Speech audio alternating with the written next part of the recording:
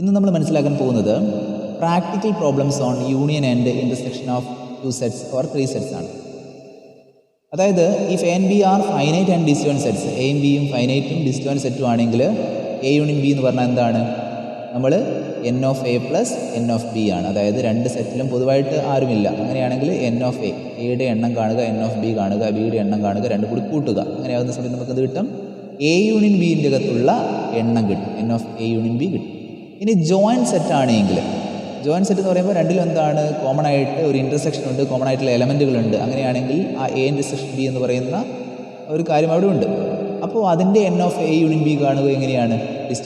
Joint ആണെങ്കിൽ N of A plus n of B minus n of A intersection B ആണ്. രണ്ടും കൂടി നമ്മൾ രണ്ടിൻ്റെയും എണ്ണം കൂട്ടുക, അതിൻ്റെ അകത്ത് ആ എ ഇൻ്റർസെക്ഷൻ ബി കുറയ്ക്കുക. ഇനി if A B and C are any 3 finite sets, എയും ബിയും സിയും ഏതെങ്കിലും 3 ഫൈനൈറ്റ് സെറ്റുകളാണെങ്കിൽ then n of A union B union C എന്താണ്? N of A plus n of B plus n of C minus n of A intersection B minus n of B intersection C minus n of A intersection C plus n of A intersection B intersection C. അതായത് ആ മൂന്നെണ്ണത്തിൻ്റെയും യൂണിയൻ്റെ എണ്ണം കാണുക എന്ന് പറഞ്ഞു കഴിഞ്ഞാൽ ഓരോന്നിൻ്റെയും എണ്ണം കണ്ട് കൂട്ടുക, N of A plus n of B plus n of C. എന്നിട്ട് രണ്ടെണ്ണം വീതം എടുക്കുക, എയും ബിയും ബിയും സിയും എയും സിയും. അതിൻ്റെ എല്ലാം സബ്ട്രാക്ഷൻ ആണ് നമ്മൾ ചെയ്യേണ്ടത്. N of A intersection B minus n of B intersection C minus n of A intersection C plus എന്ത് ചെയ്യുക?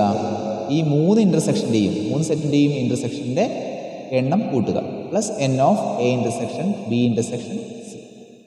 ഇങ്ങനെയാണ്. ഇത് ഓർത്ത് വയ്ക്കുക. ഇത് വെച്ചിട്ട് നമുക്ക് പ്രോബ്ലംസ് ചെയ്യാനുണ്ട്.